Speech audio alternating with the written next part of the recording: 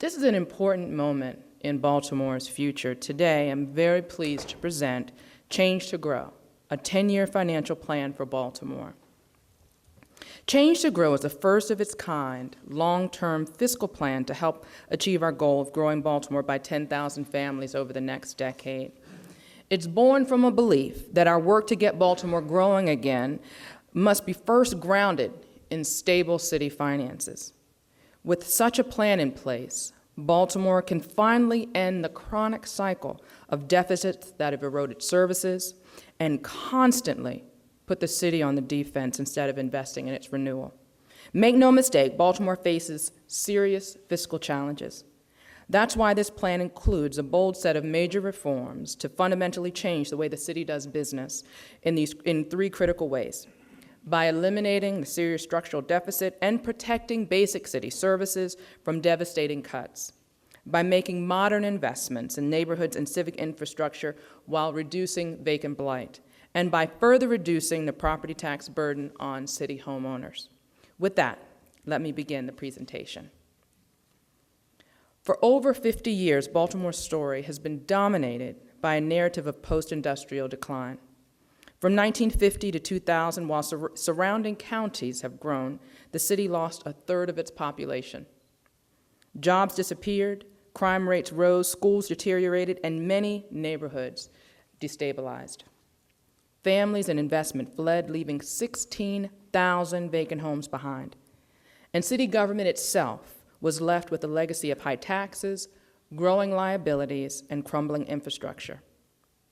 But over these last several years, population loss is slowing to a near halt, and many neighborhoods are experiencing new growth.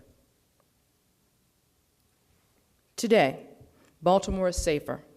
Public education is improving with growing enrollment, and vacants are being rehabbed, and our businesses are making new investments.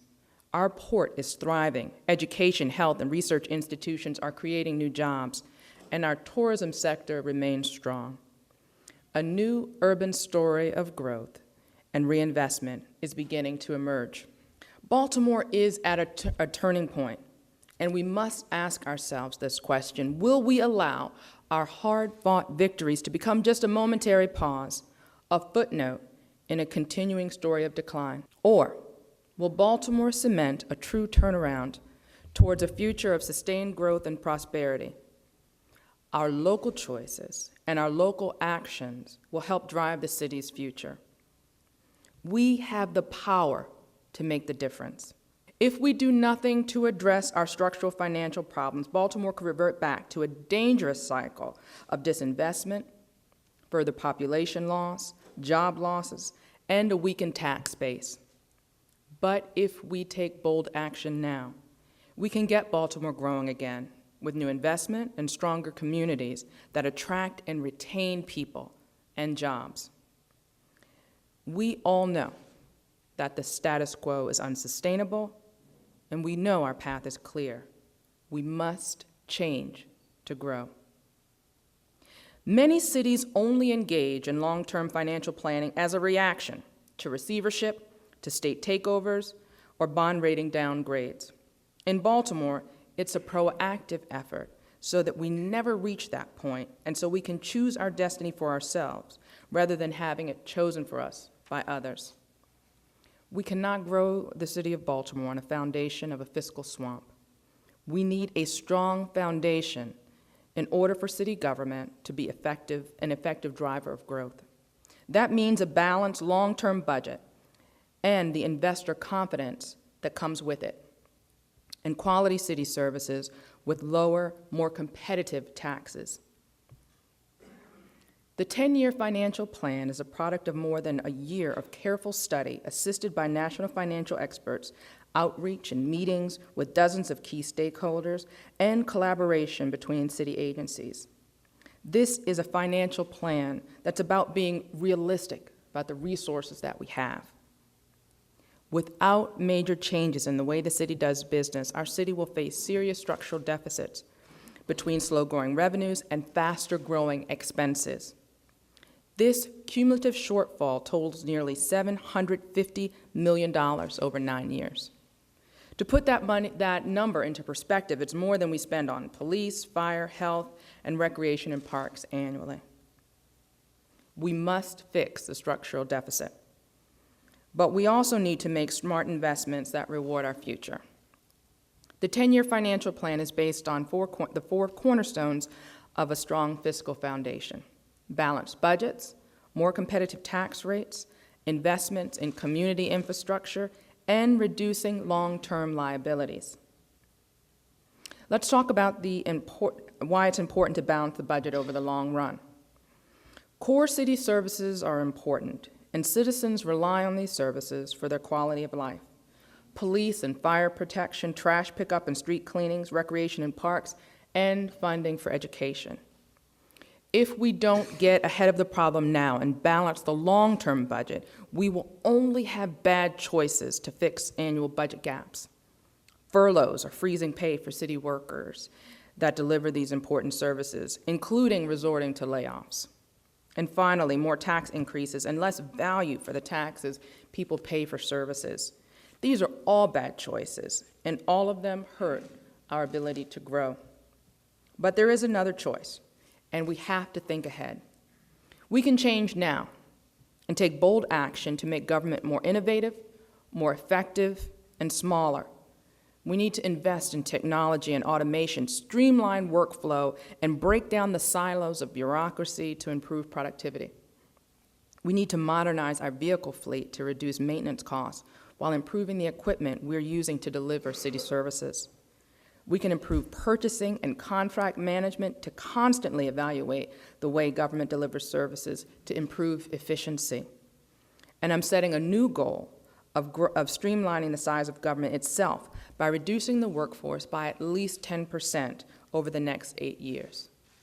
By making innovative changes, we can do this without major layoffs or cuts in core services. The biggest drivers of these projected deficits are pension and healthcare costs for employees, current employees, and retirees. Over the last several years, while revenues only grew by 3%, healthcare costs grew by 38%, and pension costs nearly doubled. Even with significant reforms this administration has put in place, these costs are expected to grow by another 40% over the next 10 years. And here's the simple truth. There's a major imbalance in how we compensate our employees. The costs of outdated benefits have not only busted the city's budget and caused severe service cuts, they've also crippled our ability to pay our employees what they truly deserve in their paychecks today. It has to change.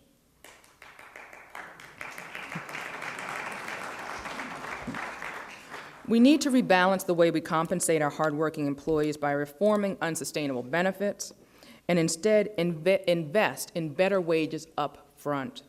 I'm proposing some major changes to make it happen.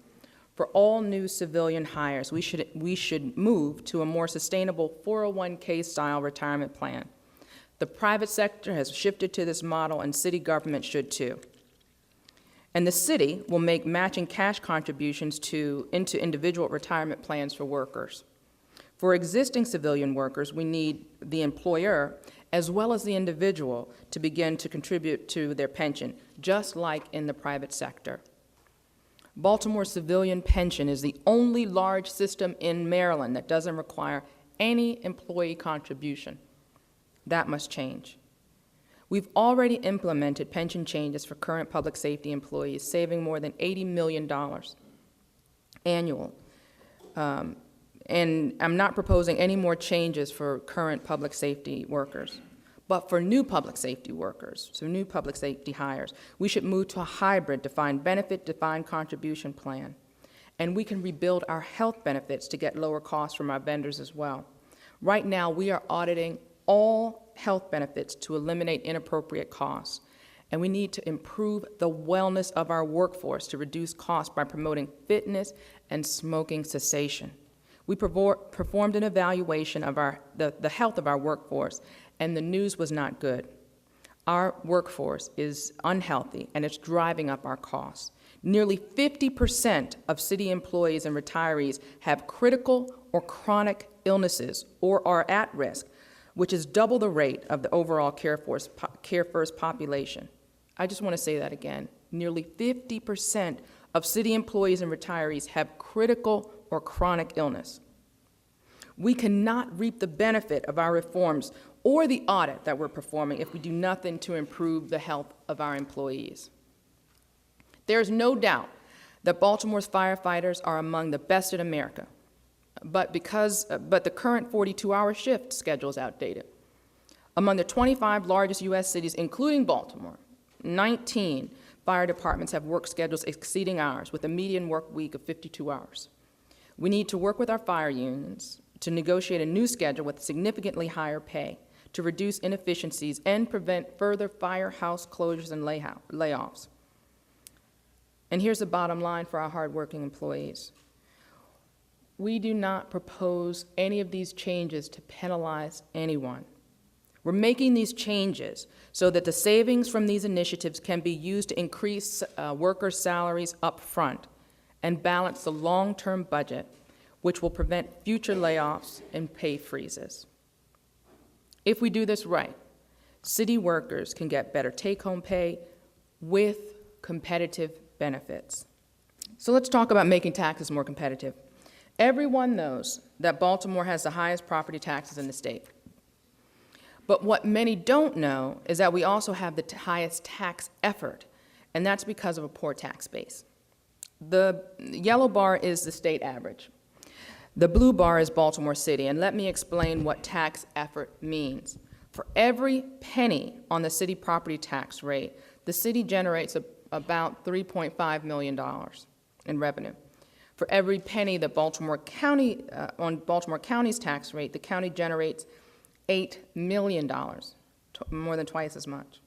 So in order for the city to generate the same amount of tax revenue, we must tax at twice the rate. The wealthier our tax base is, the less necessary it becomes to tax to get revenue for basic services, including fire, police, and sanitation.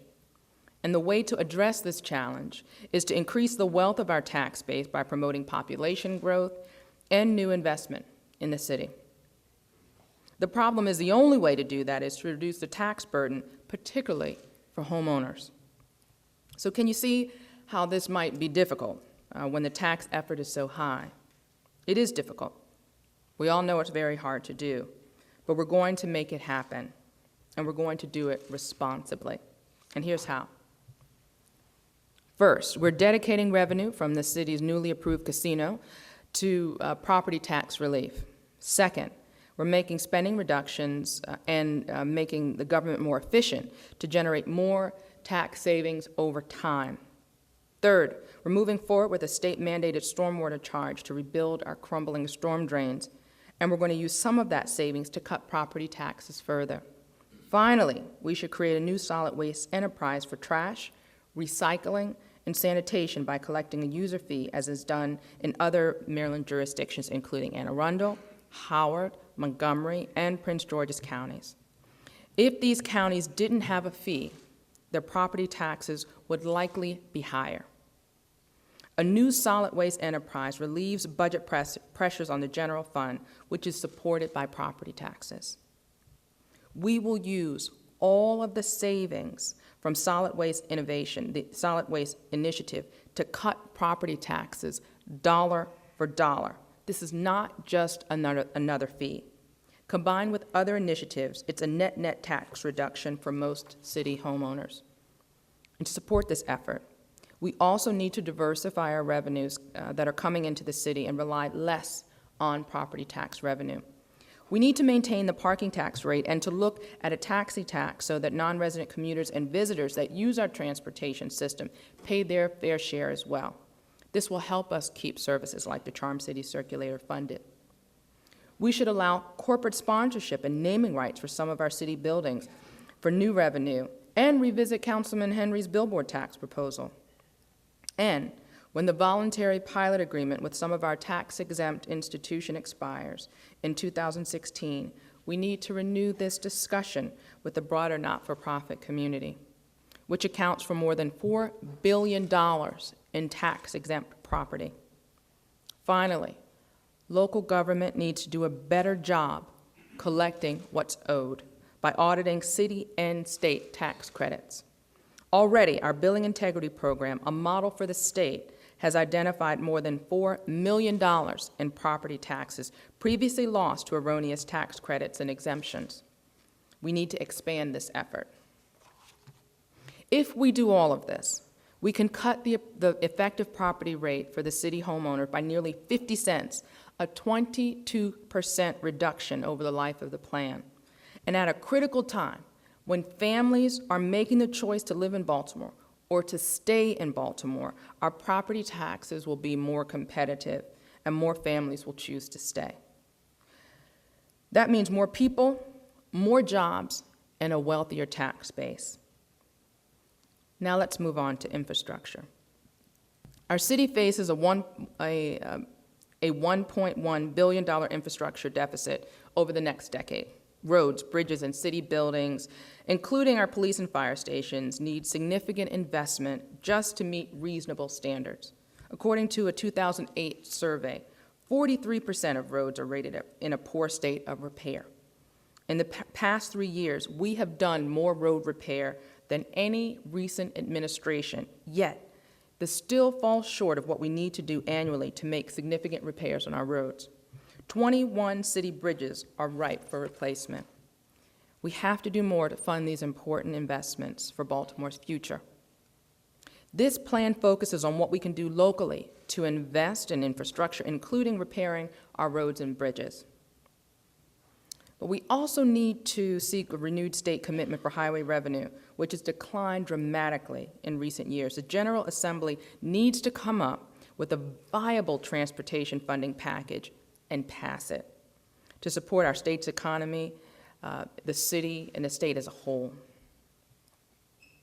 So this plan makes major investments to support the school system's financing proposal to rebuild and renovate our school buildings, including continuing the city's capital contribution for schools at approximately $17 million annually, the local bottle tax that will generate $10 million annually for school construction starting in July. 10% of the city's slots revenue will be dedicated as well. And thanks to our successful effort in support of Question 7 last election, that number is slated to increase. And as a result of earlier efforts, we are leveraging additional state funds from the city's contribution to teacher retiree health care benefits. Altogether, these steps more than double the city's current contribution to city school renovations and fully support Dr. Alonzo's renovation plan, which deserves state approval. So many of you have seen the progress that we've made under our Vacancy to Value initiative over the past 2 years. The program has become a national model. Since launching this initiative, 250 vacants have been torn down. Nearly 1,000 more are being rehabbed, and sales of vacant city-owned properties have increased by 500%.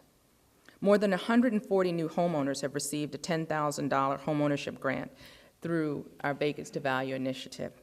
And even though we've demolished more vacant property than any recent administration, funding constraints for demolition make it difficult to meet the scale of the problem of blighted vacant homes in our city. So the gray bar represents the status quo. And we all know that that's not enough to make a dent in the real problem. And here's what we're going to do to change that. First, we are going to front load $9 million of the new demolition funding from the Maryland Attorney General's mortgage settlement. Second, we'll quadruple local dollars for Vacancy to Value demolitions to more than $100 million over 10 years. And finally, we'll add a one-time $10 million surge in funding next year so that we can begin to see an immediate impact in all of our neighborhoods. Altogether, the 10-year financial plan will help tear down more than 4,000 vacant structures. We're increasing local funding for infrastructure as well, $1 billion over the next decade. This includes repairing roads, repairing bridges, city facilities, and additional funding to rebuild 10 city recreation centers. The $370 million in total new investment represents a 68% increase a 68% increase in total infrastructure spending. And we'll continue to seek state partnerships for transportation to build on this local investment. Repairs to our stormwater and sanitation system will help us to meet environmental standards, and we'll explore public-private partnerships to redevelop our arena, convention center, all without taking funding away from our neighborhood capital needs. These new infrastructure investments will not only reward the future, but also provide local stimulus to support job creation. The Mayor's Office of Employment Development will focus on linking all of these new initiatives to job opportunities and job training initiatives with our city residents. So the final pillar of growing a strong fiscal foundation is paying down our long-term liabilities. Our city has unfunded retiree benefit liabilities of more than $3 billion, and we're paying more today because of, in the past, the city pushed retiree pension healthcare costs into the future. For example, the past failure to pre-fund retiree health benefits now costs us $55 million a year. That number continues to grow. Over the past 3 years, even with the economic downturn and budget deficits, we've kept working to pay down these liabilities, and our strong credit rating shows that the bond rating agencies appreciate that. Moving forward, we must make increased payments to pay down future benefit liabilities, and this will ensure that benefits are available for future retirees, and it will reduce budget pressures, to prevent future service cuts and future tax hikes. Generations of employees who will depend and count on these benefits will have them when they retire. We'll also continue to contribute to our city's rainy day fund to guard against future financial uncertainty. We have a duty and a responsibility to protect our city's fiscal position. Make no mistake, Baltimore's financial challenges are very serious and could have severe negative impact on the city in years to come. The status quo is unsustainable, and the price of inaction is clear. More budget deficits will only mean more service cuts and more tax increases. City services that improve the quality of life will decline. Our already crumbling infrastructure will get worse. We won't be able to invest in major neighborhood revitalization, and we will see a downward pressure on our credit rating. The old way of doing city business must end. Our future, the city's future, will depend on our ability to evolve under these conditions. And as a community, we must reject the status quo and embrace a call for bold action. We must change to grow. And if we do, we can eliminate the $750 million structural budget deficit, protecting our city services from further cuts. We can create new job opportunities and improve our credit rating. We can advance new investment in infrastructure, repairing roads and city facilities, and rebuild 10 recreation centers. We can demolish more than 4,000 vacant homes and spur new investment in our neighborhoods. We can do all of these things while reducing homeowner property taxes by more than 20%. All of this will help to achieve the goal of growing Baltimore by 10,000 families. The 10-year financial plan requires tough trade-offs. It requires major changes in past practices, but it also makes investments that reward the future. Other struggling cities nationally are starting to come back again. Washington, D.C., Philadelphia, Richmond. They're seeing new population growth and new investment. And that's what I want for Baltimore, and I'll accept nothing less. Our city's lingering narrative of post-industrial decline will not be the story of our future. This financial reform effort sends a strong message to residents that Baltimore will be a better place to live in the future. It will show markets and businesses that Baltimore will be a better place to invest, and tell state and federal governments that we're serious and deserve their support. Our charge is to grow Baltimore, to rebuild a thriving city where more families choose to live, a place where businesses and institutions make new investments, a place where children find educational opportunity, a place where neighbors live in safety without abandoned blight. And together, we believe a new urban story of growth can emerge out of our collective choices. Baltimore's best days are ahead of us. The city is on the cusp of a proud renewal, but the time to take action is now. We can change to grow. And thank you very much for coming out today. This is just the beginning. In the coming weeks and months, I'll bring my plan to community groups and neighborhoods throughout the city.